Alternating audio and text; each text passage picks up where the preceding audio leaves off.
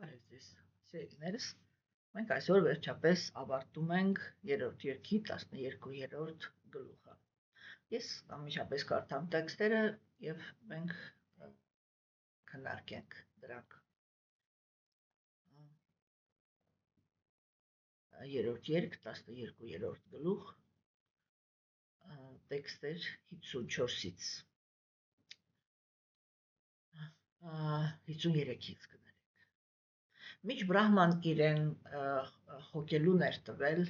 գերբնական ուժի մասին, նրա մարմնից ի հայտ եկավ երկու կերպարանք, որոնք մինչ օրս էլ համարվում են Բրահմայի մարմինը։ Հազիվ էին հայտնվել այդ երկու էակները, երբ նրանք սեռական հարաբերություն ունեցան։ Արական կերպարանք ունեցող էակը կոչվեց Սվայամփուվա Մանու,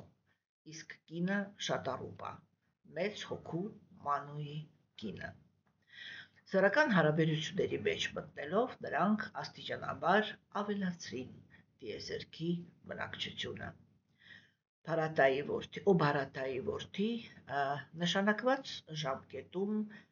Մանուն եւ Շատարուպան ունեցան 5 երեխա, երկու որդի Պրիավրատան եւ Ուտտանապադան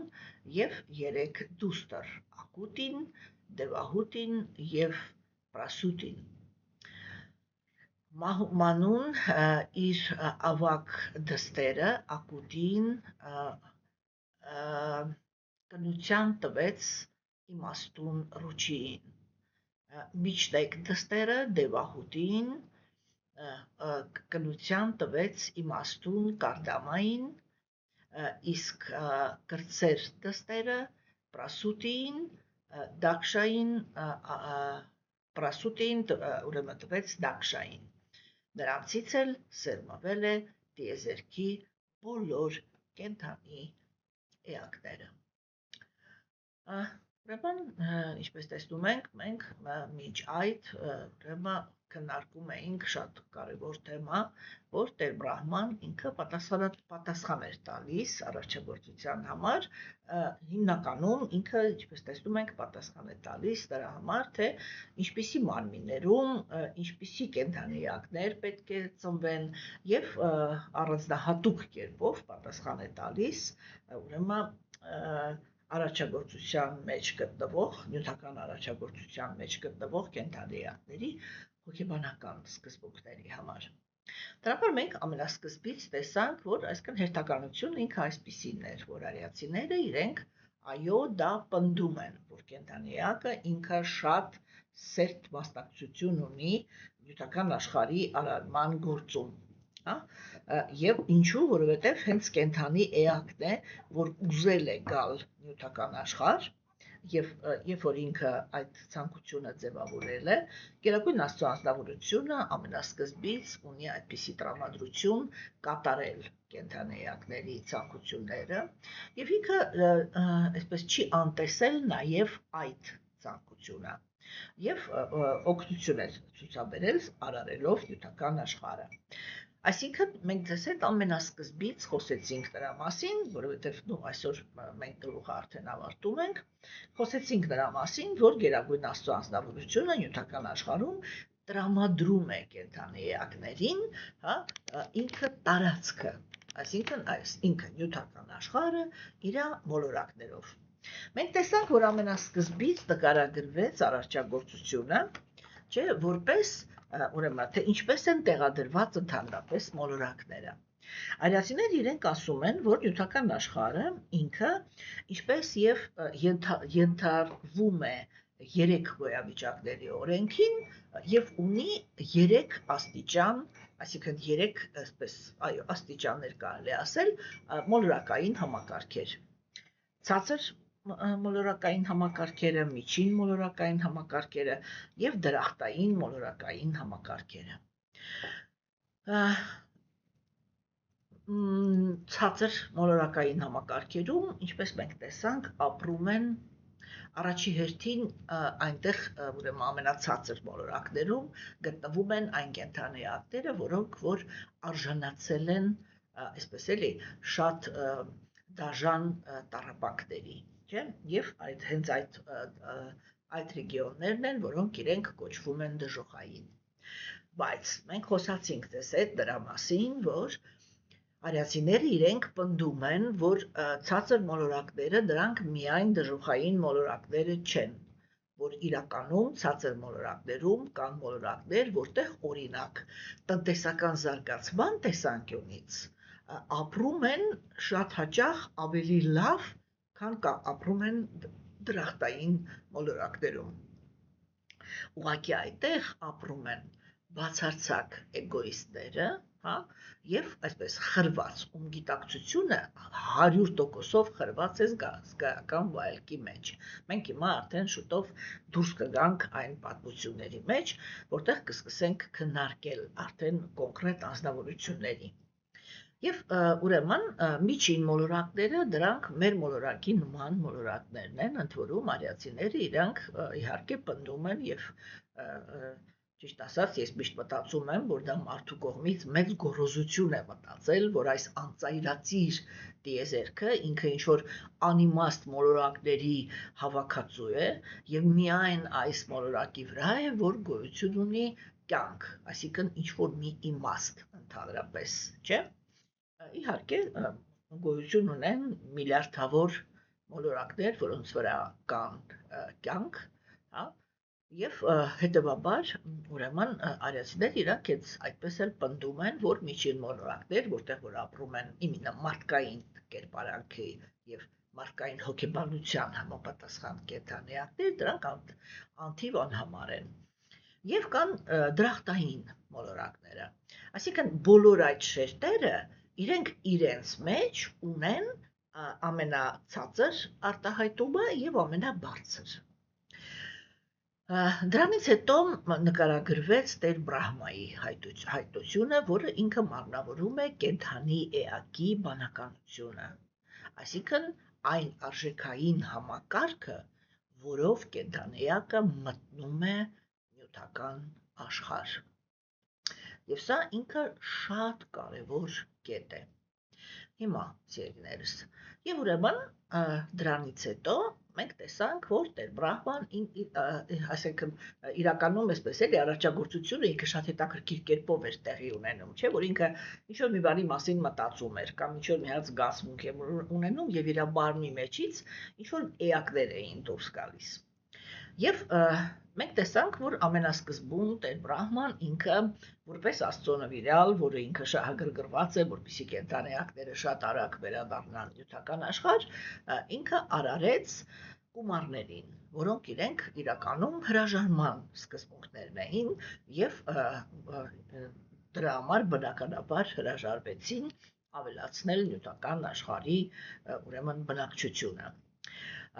Այդ ժամանակ Տեր Բրահման ինքը մի քիչ տեղացավ, ինչպես տեսանք կումարներից, հա, եւ զայրացածունքերը գիտեց, որովհետեւ չէր կարողանում հասկանալ, բա հիմա ուրեմն ինչ կենդանիակներով լցվի այս աշխարհը, որովհետեւ ինքը փաստացի կումարներով մենք տեսնում ենք, որ ինքը ուզում էր, որ կենդանիակները ուղղակի գան նյութական աշխարհ եւ անմիջապես փախնեն այստեղից։ Ոչ մի փորձ չհավաքելով եւ չշտկելով այն սխալ գաղափարը, որը իրենց բերում է նյութական աշխարհ։ Եվ ինքը այսպես ջղայնացած գիտեց ունքերը եւ այդտեղից հայտնվեց Ռուդրան, որը ինքը տրանսֆորմացիայի եւ ոչնչացման սկզբունքն էր։ Մենք տեսանք, որ Ռուդրան ինքը վերարտադրում էր ինքը իրան, այսինքն հիմա նյութական աշխարհը դեռ կենդանիակներով չլցված, արդեն իր մեջ ստացավ նյութական աշխարհը ոչնչացնելու սկզբունքը։ Հասկանում եք, սա շատ հետաքրքիր շարան է, որը ինքը ցույց է տալիս իրականում այդ փաստը, որ մեր հիմիկվա Տեր Բրահման ինքը Աստծո նվիրյալն է։ Ինչու եմ ես դա շեշտում, որովհետև իրականում արիացիները իրենք պնդում են, որ միշտ չի, որ Տեր Բրահմայի դիրքում գտնվում է իմինը մաքուր նվիրյալ, թե ինչպիսի բրահմաններ կարող են այդտեղ լինել, մենք հետագայում կխոսանք, ես հիմա չեմ ուզում խորանամ այդ թեմայի մեջ, որտեղ կշեղվենք, հա։ Եվ ուրեմն Տեր Բրահման ինքը մնաց մտահոգված, դրանից հետո ինքը ունեցավ 10 հատ ուրեմն բրահման որդիներ, այսինքն այսպես կրոնականության մեջ խիստ հաստատված քրմեր փաստացի։ Եվ մենք տեսանք, որ իրենք էլ այդպես ինչ-որ շահագրգռված չէին, որպեսզի կենդանի նյութական աշխարհում կենդանիակներին կյանք տան, եւ այդ ժամանակ Տեր Բրահման ինքը խիստ մտահոգվեց, որովհետեւ այդ բոլոր կենդանիակները, որոնք իր մեջից դուրս էին գալի, իրանց ոնց որ թե իրանց մեջ այսպես վերջնականորեն չկար վերարտադրման մեխանիզմը։ Եվ մենք վերջին անգամ ձեզ հետ խոսեցինք հենց դրա մասին, որ Մանուն եւ Շատարուպան, ինչպես հասկացաք, դրանք առաջի մարդիկ են, հա, իրենք ուրեմն իրենց կառուցվածքը ինքը այնպեսին էր, որ իրանք արդեն ունեին այդ վերարտադրողական ֆունկցիան։ Եվ հետևաբար ուրեմն դրա հետ համապատասխան, այսինքն տեսանք, որ նկարագրվեց, որ հենց որ իրանք հայտնվեցին, չէ, իրանք անմիջապես իրար հետ միացան սեռական հարաբերությունների մեջ։ Այսինքն այս երկու տեքստերը, որ 53-ը, 54-ը, որտեղ ասվեց, որ ուրեմն հազիվ թե նրանք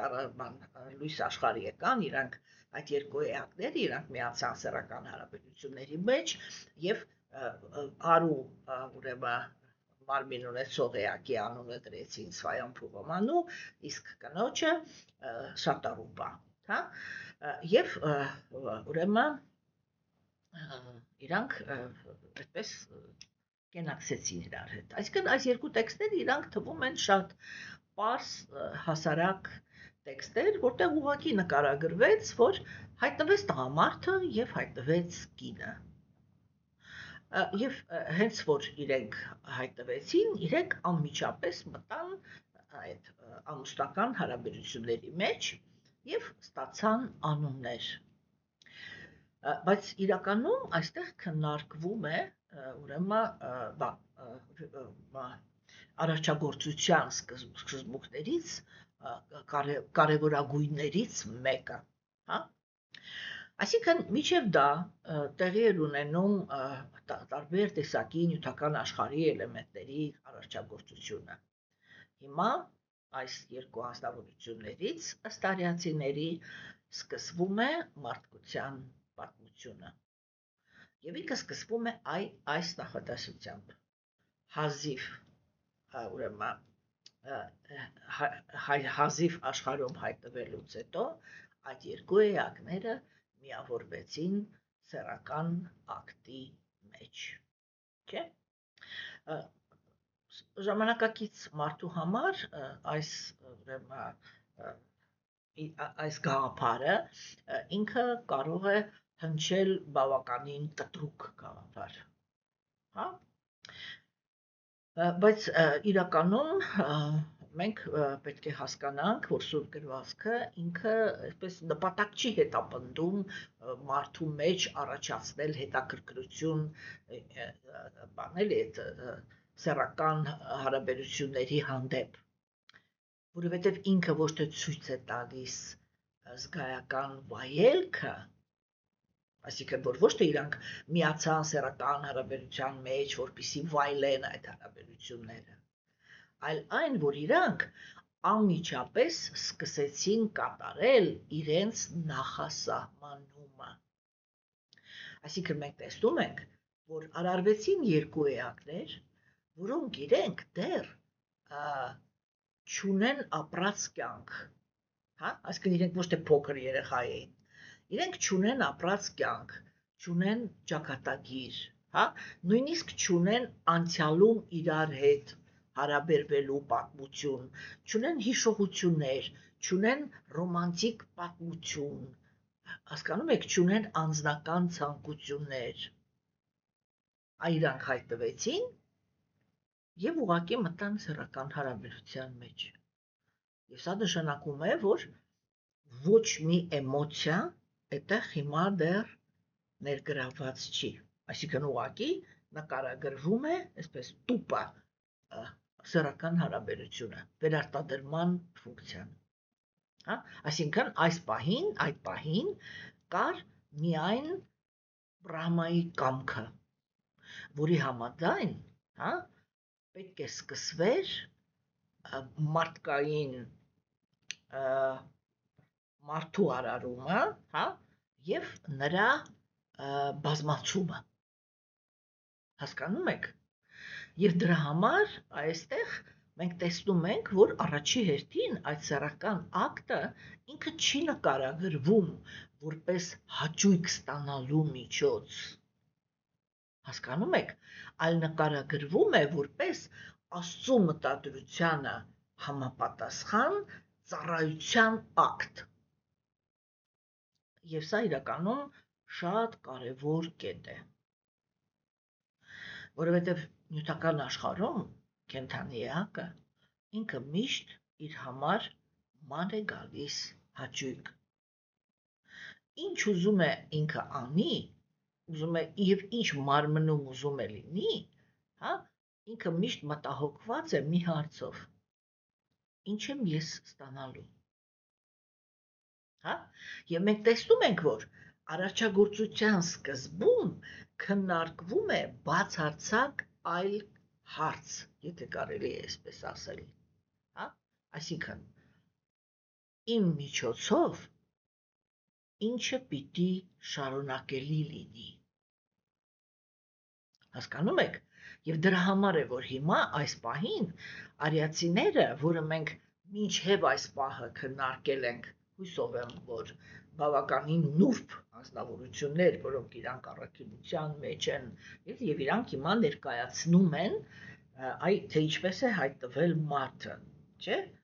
Եվ մենք հետագայում էլ կտեսնենք, թե ինչքան նրբանկատ են իրանք, եւ հիմա այստեղ, այսպես միանգամից հնչեց բավականին կոպիտ գաղափար։ Ինչու՞։ Որովհետեւ այս տեքստը ինքը բացարձակապես զրկված էր որևիցե էմոցիոնալ բանից, նկարագրությունից։ Այսինքն չի հետաքրքրում այս պահին հեղինակին չի հետաքրքրում։ Հասկանում եք, թե ինչպիսի զգացմունքներ կամ ինչպիսի բաներ էլի, թե ինչ էր զգում, հա, այդ երկուսի մարմինները։ Իրան հետաքրքրում է միայն, թե այդ գործողությունը ինքը ինչի համար էր նախատեսված։ Եվ ինքը նախատեսված էր ոչ թե հաճույք ստանալու համար, այլ վերարտադրման։ Հիմա ասվեց, որ տղամարդու, այսինքն արական սեռի ներկայացուցիչի անունը դրեցին Սվայանփուվը Մանու։ Սվայանփուվը Մանու դա իրականում այդ անունը նշանակում է Մանու, որը ինքը ծնված է Բրահմայից, հա։ Այսինքն ինքը քննարկվում է ոչ թե միայն որպես առաջին տղամարդ, իրականում մենք հետագայում հաջորդ գլխներում կտեսնենք, որ Մանուն ինքը հենց որ հայտնվում է, չէ, ինքը չի լինում վայրենի։ Հասկանում եք։ Այլ ինքը հենց միանգամից եւ ինքը եւ Շատառուպան իրանք լինում են քաղաքակիրթ։ Այսինքն եթե նույնիսկ մենք տեսնենք նկարագրությունը, չէ, մենք կտեսնենք, որ իրանք հայտնվում են մեծահասակ տարիքում, հա, մեծահասակ ոչ թե ծեր, այլ բան էլի, այսպես ամուսնության համար համապատասխան տարիքում, այլ ոչ թե փոքրիկ երեխա, հա, եւ այսպես քաղաքակիրթ հագնված։ Հասկանում եք։ Եվ հենց Մանուն է, որ ինքը ոչ միայն առաջի տղամարդն է, այլ ինքը մարդկային քաղաքակրթության այդ բանն է, օրենքները դնողը, հա, օրենքները, այդ ինքն է հիմքը օրենքների, հասկանում եք։ Այսինքն Իրանից է սկսվում մարդկային հասարակության կառուցվածքը, ընտանեկան պարտականությունները, հա, թե ինչպես է պետք ղեկավարել հասարակությունը, իրանից է սկսվում գիտելիքի տեղափոխումը, հասկանում եք, եւ դա ինքը Սվայամփուվը մանում է, եւ սա շատ հետաքրքիր կետ է, որ արիացիները իրենք պնդում են, որ առաջին մարդը ինքը քաղաքագիրտ էր։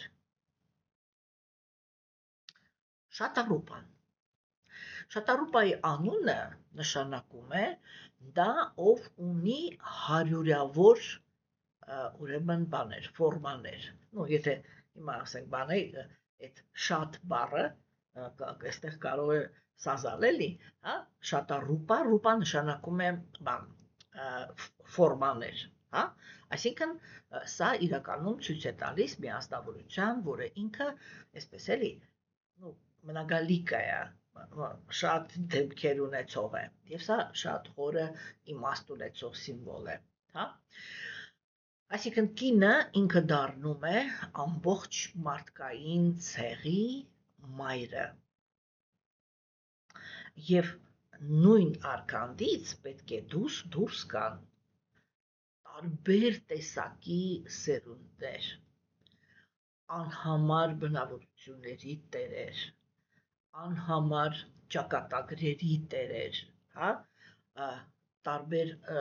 կուլտուրա ունեցող ազնվորություններ, հա, հասկանում եք, եւ դրա համար շատառուպայի անունը ինքը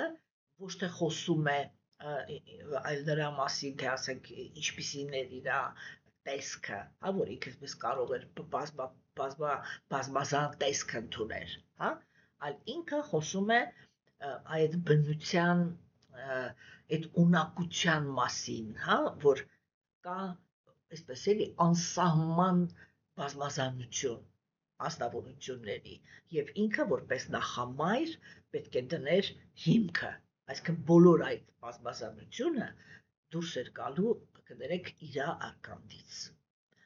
հասկանում եք, ուրեմն այս տեքստերը իրանք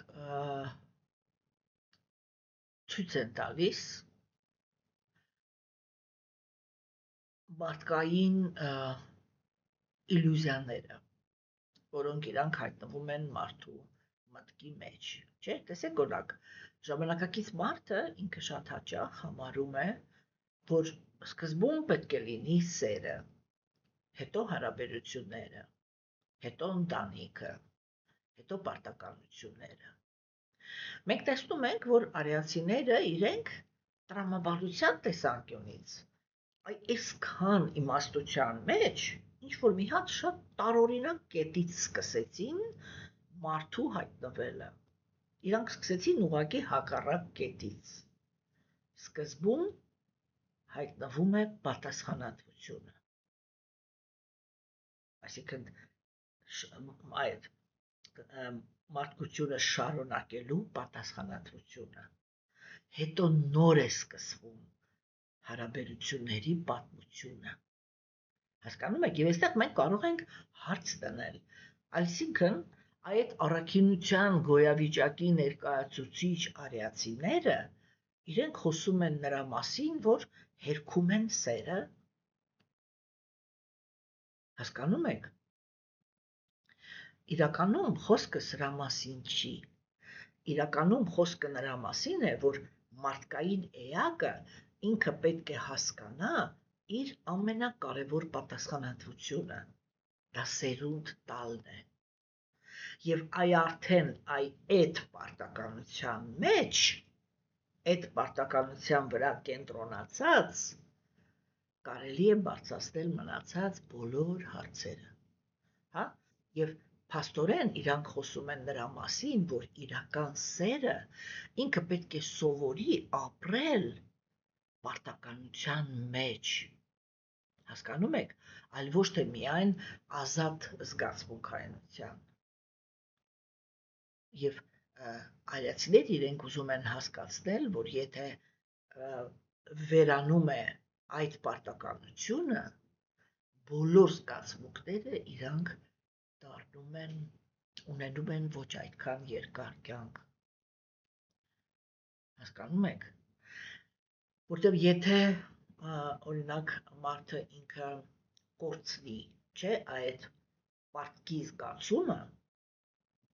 այդ ժամանակ երեխա ունենալը ինքը դառնում է ուղղակի, այսպես էլի, չոր բոլոր տեսակի զգացմունքների զուրկ պարտականություն։ Իսկ Գերագույն Աստծո ազնվորությունը ինքը սկզբում միացնում է այդ երկու սկզբունքը, արականը եւ իքականը, հա, սերունդ տալու համար։ Այսինքն, եթե մենք այս երկու տեքստերին նայում ենք մեր ժամանակակից կյանքի տեսանկյունից, ապա կարող ենք ասել, որ այս տեքստերը իրենք օգնում են մեզ, որպեսզի մենք տեսնենք մի քանի սխալ։ Առաջինը դա նա է,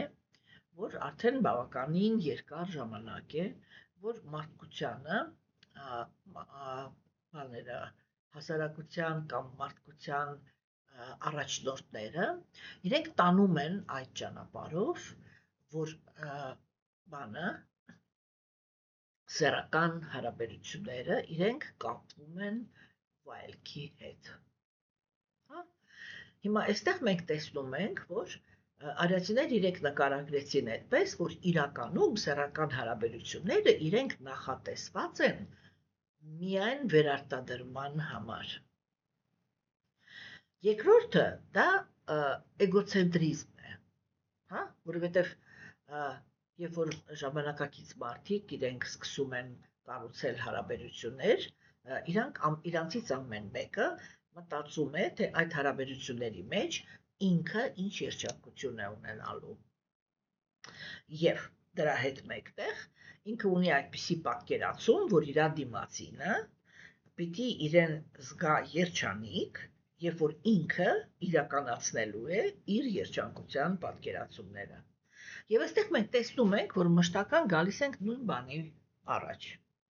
Հետո պարզվում է, որ դիմացինն էլ ունի իր երջանկության պատկերացումները։ Եվ եթե իմ երջանկության պատկերացումները կայանում էին նրանում, որ դիմացինը պիտի ինձ բավարարի,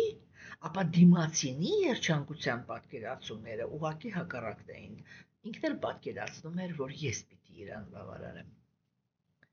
Եվ այստեղից սկսվում են հիասթափությունները, չէ՞։ Եվ դրա համար բան է, էլի։ Երբ որ անձնավորությունը ինքը խորասուզված է այդ էգոիզմի մեջ, ինքը կամաց դադարում է տեսնել, թե այդ հարաբերությունները ընդհանրապես ինչի համար են դրված։ Եվ մենք տեսնում ենք, որ հատկապես դեմոկրատական երկրներում մեծացած մարդիկ, չէ, իրենք ունեն ուղղակի հակառակը, ունեն շատ մեծ վախ երեխա ունենալու պատասխանատվության առաջ։ Հա? Ինչի, որովհետև ժամանակակից մարդը ինքը միայն մի բան է ուզում, ինքը երջանկության երաշխիք է ուզում։ Եվ հետո նոր միայն պատրաստ է ինչ-որ պատասխանատվություն կրել։ Իսկ այստեղ մենք տեսնում ենք, որ Սուրբ գրվածքը ինքը ցույց է տալիս ուղղակի հակառակ սկզբունքը, որ ամենասկզբում դու պետք է ընդունես քո նախասահմանումը։ Եվ այդ նախասահմանումը ինքը պետք է դառնա քո հիմնական, քո հիմքը, որի վրա կարող են արդեն աճել եւ վստահությունը, եւ հարգանքը, եւ սերը, եւ բազմազան զգացմունքներ։ Հասկանում եք։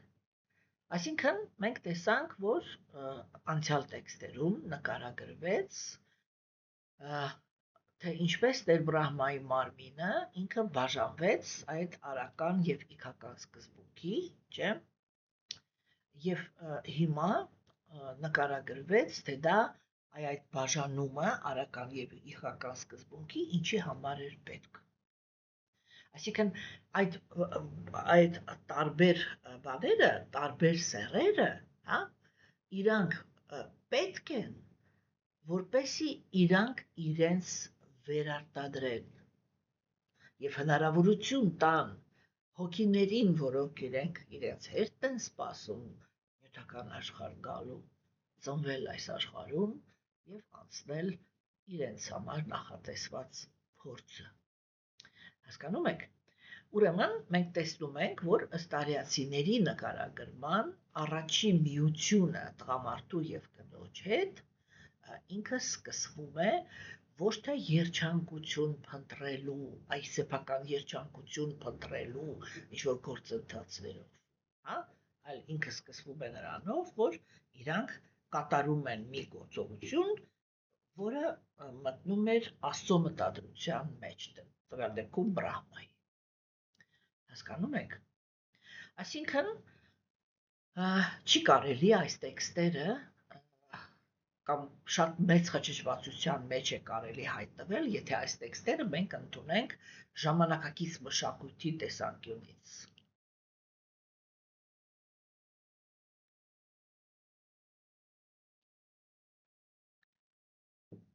Որովհետև ըստ ժամանակակից տեսանկյունի սեռական հարաբերությունները իրանք միշտ կապվում են վայելքի եւ ռոմանտիկայի հետ։ Մենք տեսնում ենք, որ արիացիների սուտ գրվածքը ինքը խոսում է ուրիշ լեզվով։ Հա? Եվ այստեղ սեռական հարաբերությունը ինքը ինչ որ էսպես էլի, տեսանք, որ ոչ մի այսպես ռոմանտիկ, չգիտեմ, ինչ որ նկարագրություններից բացարձակ ազատել, այսինքն ոչ չկար ոչ բացական, ոչ դրական, կար կոնկրետ գործողություն։ Այսինքն ոնց որ կոպիտ ասած, ոնց որ ռոբոտ սարքեն եւ ասեն, այս ռոբոտը սրա համար է։ Հետո հետագայում այդ ռոբոտը իր համար ինչ որ ուրիշ ֆունկցիաներ ավելացնի դրա, ուրիշ իմաստներ ավելացնի այդ ֆունկցիայի վրա։ Հասկանում եք։ Ուրեմն, եթե չարվի այդ տարբերությունը, որ մենք ճիշտ մոտենանք այս հարցին, չէ, ուրեմն մենք անպայման կհասնենք այնպես կանենք դրան, որ մարդիկ իրանք իմенно այս սեռական հարաբերություններին, որը նկարագրվեց այս տեքստում, կվերագրենք այն ժամանակակից իմաստը, որը մենք դնում ենք, եւ մենք ասենք, այ դրա համար էլ մենք հիմա կարող ենք հասկանալ, թե օրինակ որտեղից է վերցվում այն գաղափարը, որ սեռական հարաբերությունը դա ամենակարևորն է, որտեղ արիացիների մոտ դա նկարագրվում է որպես առաջին, բայց նկարագրվում է ոչ թե որպես վայելքի ինստրումենտ, հասկանում եք, այլ որպես նախասահմանումը կատարելու հիմք, հասկանում եք, եւ ուրեմն երբ որ ազնվորությունը ինքը ունենալով սեռական ցանկություն մտածում է, որ իր կյանքի վայելքը կայանում է նրանում, որ ինքը հասնի այդ հարաբերություններին, սա իհարկե տգիտության, կրքերի, գոյավիճակի ազդեցությունն է, որովհետև իրականում ազնվորությունը ճիշտ է վարվում, երբ որ ինքը այդ սեռական կարիքը, այսպես ասեմ էլի, այդ սեռական կարիքին մի հարց է տալիս։ Ինչ է ուզում իմ միջոցով իրականացնել Աստված։ Որովհետև մեր մարմնի բոլոր ֆունկցիաները նախատեսել է ինքը։ Իհարկե, այո, կենդանիակը, երբ որ մարմնավորվում է նյութական մարմնի մեջ, ինքը սկսում է այդ մարմնին վերագրել այնպիսի ֆունկցիաներ, ինչպիսին է, որ ինքը կուզեր։ Հասկանում եք։ Բայց մենք այստեղ տեսանք, որ մարդկության պատմությունը այստեղ նկարագրվեց ոչ թե որ պատմությունը սկսվեց էմոցիայից, այսինքն որ իրանք հայտնվեցին, նայեցին իրար, սիրահարվեցին եւ այլն, ոչ մի այդպիսի բան։ Իրանք ուղղակի ընդունեցին իրենց նախասահմանումը։ Սա շատ անսովոր պերսպեկտիվա է։ Համաձայն եք, չէ՞։ Որովհետև սովորաբար համարվում է, որ նախասահմանումը պետք է ծնվի սիրուց։ Իսկ մենք տեսանք, որ արիացիների կատարմամբ տեղի ունեցավ ուղղակի հակառակ շարժումը։ Սկզբից կենդանիակը պիտի ընդունի մարդը ինքը պետք է ընդունի իր տեղը Աստծո մտադրությունների մեջ, հա, եւ հետո այդ հավատարմության մեջ ինքը կարող է այսպես էլի ձևավորել, եթե կարելի ասել, մարդկային կյանքի պատմություն։ Հիմա հաջորդ տեքստը ինքը խոսած նրա մասին, որ երբ ասկա 9 ամիս հետո իրանց մոտ ծնվեցին ուրեմն 3 աղջիկ եւ 2 տղա։ Թվարկվեցին անունները։ Հիմա ուրեմն եկեք մի հատ սկսենք դրանից, թե որտեղ այս անունները իրանք շատ կարևոր են, հա։ Սկսենք նրանից, թե Մանուի եւ Շատարուպայի անունը, նորից մի հատ բան անենք, չէ՞։ Ուրեմն Մանու ինքը ման խոսքից է ձևավորվում, նշանակում է մտածել,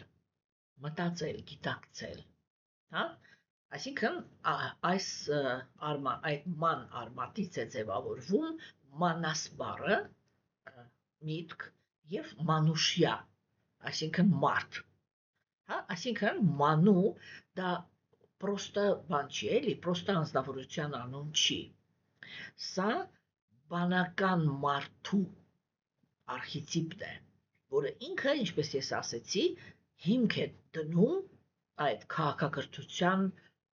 օրենսդրությանը եւ ինքը նախահայրն է հենց մարդկային քաղաքակրթության, հասկանում եք, եւ Սվայանփուվա նշանակում է, արդեն խոսեցինք դրա մասին, նա ով որ ծնվել է Տեր Բրահմայից, այսինքն բանականությունից, հասկանում եք։ Հիմա Շատարուպան, շատա սանսկրիտ լեզվից նշանակում է 100, ռուպա նշանակում է ձև, արդեն խոսացինք, չէ՞, այսինքն ազնվորություն, որը ինքը ունի 100 ձև։ Եվ սա, ինչպես ես արդեն ասեցի, այդ դա է ցուցադրում, որ մարդու բնության բազմազանությունը, որը ինքը առաջանում է այդ առաջի տղամարդ, առաջի կնոջից։ Հիմա իրանք ունեցան կներեք 2 տղա։ Ասվեց, որ առաջի տղայի անունը Պրիավրատա է։ Պրիավրատա նշանակում է պրիա, սիրելի, հա, եւ վրատա, բան, երթում, հա, այսինքն Պրիավրատա նշանակում է այդ հոգեհարազատ, սիրելի, հոգևոր, բան, հոգևոր երթումներ կամ այսպես էլի պինդ վճռականություն, հա, այսինքն այս անունը կարելի է հասկանալ այդպես, որ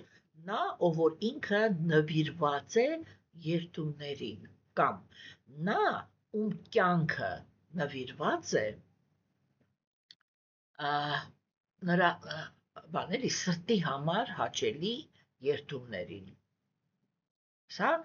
առաջի տղան էր, այսինքն այմա Մանուն, որը ինքը բանական բանն է, մտածելու, հա, մտածելու, գիտակցելու սկզբունքն է, եւ արդեն ասեցինք Շատարուպան, որից բազմազանություն պիտի առաջանա։ Հիմա այդ ամենաառաջինը մարդու համար նախատեսված սկզբունքը, որը սերմ է տալիս, ինքը տղամարդը սերմ է տալիս, չէ՞, դա ուրեմն սրտի համար թանկ երթում, հոգևոր երթումներն են։ Հա, հիմա երկրորդ տղայի անունն էր Ուտանապադա։ Ուտամա դա նշանակում է բան, возвышенный, այսինքն նա ով որ բարձրագույն դիրքն է գրավում, հա, եւ պադա դա նշանակում է բան, ոտքի թաթը կամ քայլ, հիմք, հա, այսինքն երբ որ մենք արդեն այդ բան ենք անում, չէ, սա իր անունը կարելի է թարգմանել այսպես. նա ով անում է բարձր քայլ, այսինքն դեպի վերև բարձրացող, հա, ուրեմն այսա երկու առաջի սկզբունքներն էին, որը ունեցան Շատառուպան եւ Մանուն։ Բայց նորից եմ կրկնում, որ երբ որ խոսքը գնում է որդիների մասին, այսինքն արական սեռի մասին, չէ՞, խոսքը գնում է այ դրա մասին, որ ասենք իրականում բան է էլի, թե դա ինքը սերմ տվողն է, թե ինչն է, որ կյանք է տալիս մարդկային էակին, հա, ինչի համար է ինքը նախատեսված, ուրեմն,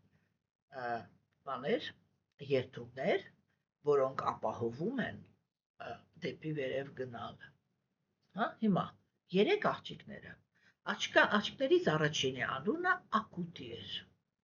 Ակուտի դա նշանակում է ներքին մղում, հա, այսինքն այն ինչ որ ազնվորություն է, որտեղ ցանկացած կոպիտ գործողություն ինքը սկսվում է ներքին մղումից, չէ, եւ Ակուտին իրանք արդեն աղջիկներ են, չէ, կանայք, այսինքն իրանք էմոցիոնալ աշխարհի հետ կապ ունեն եւ ծառայող սկզբունք են, երկու բան, կինը ինքը միշտ մատնավորում է էմոցիոնալ աշխարհը եւ ծառայող, մենք երբ որ թարգմանում ենք անունը, մենք կարողանում ենք հասկանալ, թե որակը, որի մասին խոսվում է, իրան ինչն է ծառայում, որ այդ որակը, որը մարմնավորում է տղամարդը, տեղի ունենա, չէ՞։ Հիմա տեսեք, ուրեմն եւ իրենք որպես աղջիկներ ունեցան, առաջինը դա ներքին մղումներ։ Դևահուտին։ Դևա նշանակում է աստվածային, հուտի նշանակում է կանչ, պրիզիվ, հա։ Հիմա այդ աստվածային կանչը դա զոհագործությունների ժամանակ բրահմանները այդ մանդրաները աստվածային կանչ են օգտագործում իրականում, չէ՞։ Այսինքն նա ով որ կարողանում է կանչել աստվածայինը, սա էլ դևահուտին էր, հա, եւ հաջորդ աղջիկը դա պրասուտին էր։ Պրասուտի անունը ինքը նշանակում է ծնունդ, այսինքն լույս աշխարհ բերել, սա էլ պրասուտի սկզբունքն է։ Այսինքն առաջի հայացքից այս տեքստը, որը ինքը ուղղակի թվարկում է ոնց որ սերունդը, հա, բայց Պուրանաների մեջ կամ արիացիների գրվածքների մեջ դա երբեք ուղղակի սովորական պատմական ինֆորմացիա չի, հասկանում եք։ Եվ այստեղ մենք տեսնում ենք, որ առաջի սերունդը, որը տվեցին Մանուն եւ Շատառուպան, իրանք իրականում անելի, ոնց որ հայտնվեցին ընտանիքին աստվածային իմաստ տվող սկզբունքները։ Մինչև սա արարվում էին տարբեր տեսակի անկախ անձնավորություններ։ Հիմա արդեն հայտնվում է այդ սերունդների մշտաբանելի չկտրվող կապը, չէ՞։ Հիմա այդ Մանուն եւ Շատառուպան եւ իր երեխաները, այդ 5 երեխաներին իրանք ամուսնացնում են այն իմաստունների հետ, հեսա մենք կտեսնենք էլի ով ինչ կլինի, չէ՞։ Եվ այստեղ շատ բան է, էլի կարևոր է, որ մենք հասկանանք, որ Շրիմադ Բհագավատամը ինքը հենց այնպես չի նշում այդ բոլոր երեխաների անունները, հա։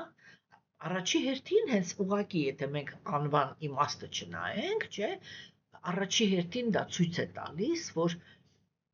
Գերագույն Աստծո անձնավորությունը ինքը ոչ թե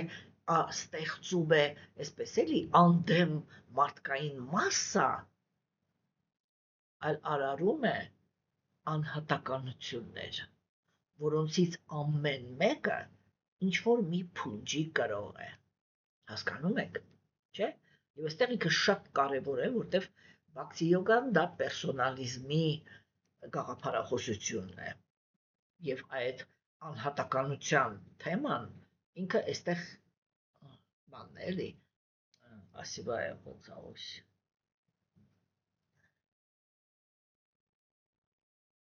в общем, հասկացաք, ինքն է կենտրոնականը, հասկանում եք, եւ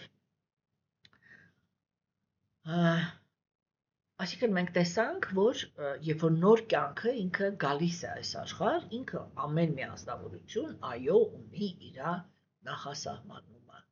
Եվ մենք բազմիցս խոսացել ենք դրա մասին, որ արիացիների մոտ այդ նախասահմանումը ինքը արտահայտվում էր ազնվորության անվան մեջ։ Հասկանում եք։ Եվ հիմա այստեղ ուրեմն մենք տեսնում ենք, որ արիական քաղաքակրթությունում ընտանիքը ինքը երբեք չի հասկացվել էլի որպես ուղղակի բան էլի զգայական վայելք ապրելու դաշտ, հա, կամ նյութական կարիքները բավարարելու դաշտ սեռական իմաստով, հա, միշտ արիացիների ընտանիքը ինքը նախ եւ առաջ դիտարկվել է որպես միսիայի փոխանցում, հասկանում եք, եւ ուրեմն պիտի հասկանանք, որ տղաների միջոցով այսպես հիմք է տրվում, թե ինչպես է ղեկավարվելու մարդկային հասարակությունը, հա, իսկ աղջիկները իրանք կսկսեն միանալ տարբեր տեսակի հոգևոր գծերի հետ եւ կտան սերունդներ։ Այսինքն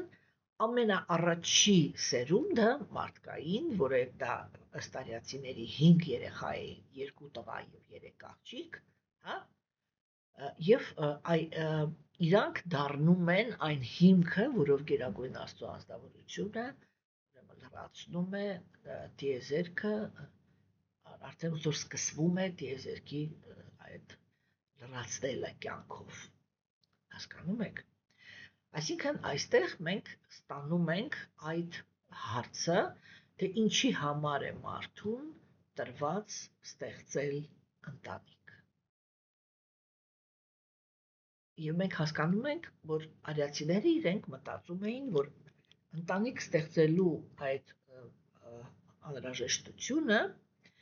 ինքը հենց ընտանիքի համար չի էլի, չգիտեմ ոնց ասեմ, հա, այլ ինքը նախատեսված է այդ աստվածային կարգ ու կանոն հաղորդել հաջորդ սերունդներին։ Հասկանում եք, որտեղ այստեղ մենք տեսանք, չէ, որ աստվածային սկզբունքների մասին էր խոսքը գնում։ Շատ հաճախ, եթե մենք հոգեբանության տեսանկյունից նայենք, ծնողները իրենք ընկալում են իրենց երեխաներին, որպես իրենց կեղծ եսի շարունակություն եւ օգտագործում են այդ բառերը իմ երեխան, իմ երազը, իմ երազանքը, իմ շարունակությունը եւ մենք տեսնում ենք, որ այս տեքստը ինքը տվեց մեզ բացարձակ ուրիշ տեսանկյուն։ Երեխաները իրենք հայտնվում են ոչ թե ծնողների ցանկությունները կատարելու համար, այլ ամեն մի երեխա գալիս է այս աշխարհ իր սեփական խնդիրներով։ Իր սեփական խնդիր դա չի նշանակում ոչ թե խնդիրներով, այլ իմенно խնդիրներով։ Հասկանում եք, եւ դրական եւ բացասական իմաստով այս խոսքի։ Եվ ծնողները իրանք երբեք, ինչպես տեսնում ենք, էլի որ այդ անունները իրենք արդեն խոսում են, թե ինչի համար էին նախատեսված այդ երեխաները, չէ՞։ Եվ ծնողները իրանք երբեք չպետք է հայտարարեն իրենց երեխաների տերը։ Պաշտպանը, այո, հոգտանողը, այո, զարգացնողը, այո, բայց ոչ տերը։ Հա, հասկանում եք, եւ իրանք ծնողները իրանք պետք է ուղղակի պահպանեն այն պայմանները, որոնք անհրաժեշտ են, որպեսզի այն երեխաները, որ եկել են իրանց կյանք, կատարեն իրենց նախասահմանումը։ Չէ, տեսեք, եւ այստեղ մենք այսպես էլի լրիվ փոխվում է ընդհանրապես այդ դաստիարակություն ասացի հոգեբանությունը։ Հասկանում եք։ Այսինքն, որովհետեւ այստեղ մտնում է մի հատ շատ կարեւոր հարց։ Երբ որ ազնվորությունը ինքը դիտարկում է երեխային որպես իր շարունակություն, ինքը միշտ իր մեջ ունի հարց. ում եմ ես ուզում տեսնել իր մեջ, այսինքն ես ում եմ ուզում, որ իմ երեխան լինի, ով, չէ՞։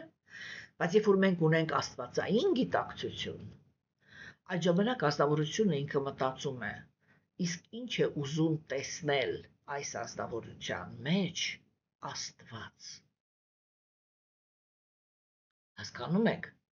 Եվ այստեղ այդ սեփականության զգացումը ինքը շատ ուժեղ պիտի որ մաքրվի, եթե մենք խորը դիտարկենք եւ լուրջ մոտենանք այս տեքստին։ Հասկանում եք։ Եվ մենք տեսնում ենք, որ Սվայնփուլմանուն ինքը չի նկարագրվում որպես իր երեխաների տեր։ Հա? Ինքը նկարագրվում է որպես կյանքի անսահման շղթայի մի փոքրիկ մասնիկ, զվինո էլի, հասկանում եք։ Եվ ամեն մի սերունդը ինքը կյանք է ստանում, ոչ թե նրա համար, որ իշխի հաջորդ սերունդի վրա, այլ որպեսզի տա հաջորդ սերունդին հնարավորություն կատարել իր պարտականությունները։ Քանի դեռ ծնողները իրենք համարում են երեխաներին իրենց սեփականությունը, անխուսափելիորեն ծնվում է այսպես խիստ ղեկավարումը, ճնշումը եւ վախը կորցնել այդ բանը, էլի, վլիանիը, այդ ազդեցությունը երեխայի վրա։ Հա? Իսկ երբ որ երեխան ինքը ընկալվում է որպես հոգի, որը տրված է Աստծո կողմից, հարաբերությունները իրենք շատ մաքրվում են։ Հասկանում եք։ Եվ այս տեքստը կարելի է սխալ հասկանալ, եթե ընկալել տեքստը ուղղակի որպես բան էլի, генеалогический список, թե ով ումից ծնվեց։ Հա? Մենք կտեսնենք, որ Բhagavatam-ն էլ, այսինքն Բhagavatam-ը հենց ունի այդպիսի թվարկություններ, հա, եւ հետո այդ նույն ինչ-որ թվարկություններ կրկնել են 5 տակարանում հրեաները։ Բայց այստեղ մենք կունենանք շատ կարևոր անալիզներ, թե այդ երբ որ ասվում է սրանից ծնվեց նա, նրանից ծնվեց սա, դա ընդհանրապես ինչի մասին է խոսքը։ Հասկանում եք։ Եվ եթե մենք ուղակի նայենք, որ ուղակիորեն թվարկվեց, որ Մանուն ունեցավ 2 տղա եւ 3 աղջիկ, հա, ապա կորում է կյանքի իմաստը։ Իսկ երբ որ մենք խորանում ենք իրենց նախասահմանման մեջ, ամեն մեկի կյանքի նախասահմանումը մտցնում է իր գոյության մեջ իմաստ։ Հասկանում եք, հիմա եւ այստեղ շատ կարեւոր է, որ մենք համել չմտածենք, որ միակ եւ ամենակարևոր արժեքը ընտանիքի դա միայն ժառանգներ տալու մեջ է։ Բhagavatam-ը ինքը ցույց է տալիս շատ ավելի բարձր մակարդակ։ Հասկանում եք, որ ոչ թե բան է արվում, էլի, ոչ թե ուղղակի այսպես բիոլոգիչեսկի էլի ֆիզիկապես շարունակվում է կյանքը, այլ շարունակվում է այդ սերունդների միջոցով Գերագույն Աստծո ազնվորության մտադրություններին ծառայելը։ Հասկանում եք։ Այսինքն այստեղ արիացիները իրենք ցույց են տալիս, որ ընտանիքը ինքը չի սկսում այն հարցից, թե ինչն է մեզ դարձնելու երջանիկ։ Ընտանիքը, կրոնական մարդու ընտանիքը, ինքը սկսվում է այն հարցից, թե ինչ է ուզում փոխանցել աշխարհին Աստված իմ ընտանիքի միջոցով։ Եվ երբ որ փոխվում է այս ամենակարևոր հարցը, հա, այ երեխա դաստիարակելու, երեխային մոտենալու ամբողջ մշակույթը ինքը փոխվում է։ որովհետև երեխան ինքը դադարում է լինել ծնողի ամբիցիաների ռեալիզացիայի օբյեկտը։ Ինքը դառնում է անհատական հոգի, որին ծնողը ուղղակի օգնում է, որպեսզի ինքը բացահայտի իր ճանապարհը։ Այսինքն նախորդ տեքստերում Աստված ինքը ստեղծեց տղամարդուն եւ կնոջը։ Հիմա նկարագրվեց, թե ինչու համար էր հաստատված այդ ընտանիք գաղափարը։ Եվ արդեն հետագայում հաջորդ տեքստում, որը մենք դες հետ կքննարկենք արդեն վաղը, ուրեմն մենք կտեսնենք, թե այդ ինչպես է, որ как разворачивается, էլի, թե ինչպես է բացվում ընդհանրապես այդ արդեն այդ վերարտադրման սկզբունքի հիմքի վրա, ինչպես է սկսում բան նյութական աշխարհի հոգեբանական կառուցվածքի տարածումը։ Հասկանում եք։ Ուրեմն այստեղ շատ հետաքրքիր է, որ Բագավատամը ինքը միանգամից ամուսիններից թեման տարավ դեպի երեխաներ եւ ոնց որ ինքը ասի, որ իրական հասունությունը ընտանիքի ինքը որոշվում է ոչ թե նրանով, թե ինչքան են ծնողները իրանք կենտրոնացած իրար վրա, հա,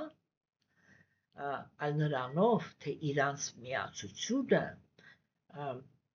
բան էլի, ինչքանով է սկսում ապրել մի բանով, որը իրանցից ավել է,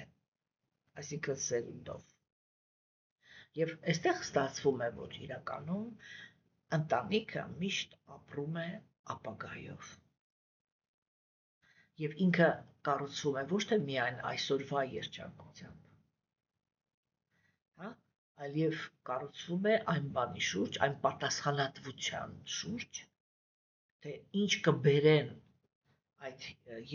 ամուսինները այս աշխարհ։ Հա, եւ հիմա այս նկարագրությունը քննարկելուց հետո ես կարծում եմ, որ մի փոքր այլ տեսանկյունից կնայենք այն գաղափարին, որը ես ամենասկզբից մի քանի անգամ քննարկել եմ, որ արիացիները իրենք յուրահատուկ մշակույթ ունեին երեխա բեղմնավորելու։ Ուրեմն, սիրելիներս, վաղը մենք արդեն կդիտարկենք, թե ում հետ ամուսնացան իրանց երեխաները, հա, եւ այսպիսով գլուխը կավարտվի, եւ ես նախապես ուզում եմ զգուշացնեմ, որ սովորաբար օգոստոսի 1-ից, իսկ հիմա արդեն օգոստոսի 3-ն է, ես մի քիչ ուղղակի զբաղված էի, չկարողացա գլուխը ավարտեմ ժամանակին, սովորաբար օգոստոսի 1-ից ես իմ ունկնդիրներին տալիս եմ 1 ամսվա ուրեմն հանգիստ եւ մենք դες հետ մի քիչ ավել քան 1 ամիսը, որովհետեւ ընտանիքավոր անձնավորությունները իրանք սեպտեմբերի 1-ից խնդիր ունեն երեխաներին դպրոցի հարցերը լուծել, մինչև այդ բոլոր հարցերը լուծվում են, ամեն ինչը տեղն է գնում, մոտավորապես սեպտեմբերի 7-ից 10-ը մենք կվերականգնենք մեր հանդիպումները, իսկ վաղը ես կաշխատեմ անպայման ավարտել այս գլուխը, ուղղակի ես չեմ սիրում այդպիսի բաներ, որ ինչ-որ բանը կիսատ է մնում, էլի, դրա համար կավարտենք գլուխը եւ ուրեմն հաջորդ օրվանից դուք կլինեք ազատ եւ եթե կան ինչ-որ մարդիկ, որոնք իրանք հետ են ընկել եւ նեղվում են այդ պատճառով, հնարավորություն կունենան ուրեմն այդ ամեն ինչը հասնել մեզ, հա, եթե մարդիկ կան, որոնք ամառվա հետ կապված, ասենք, նեղվում են, որ չեն հասցնում, որովհետև հանգստյան տներ են գնում կամ շաբաթ-կիրակի օրերն են գնում հանգստանալու եւ այլն, այ որպեսզի այդ ամբողջ լարվածությունը ինքը դուրս գա եւ դուք հանգիստ անցկացնեք ամառվա գոնե մի ամիսը, մենք ընդմիջում գտանք։ Եվ Աստծո ողորմածությամբ, եթե մեր երկրում լինի խաղաղություն, եթե աշխատի համացանցը, ապա մենք ուրեմն կվերկսենք մեր հանդիպումը։ Իսկ այսօր այսքանը, ստեսություն ձեզ։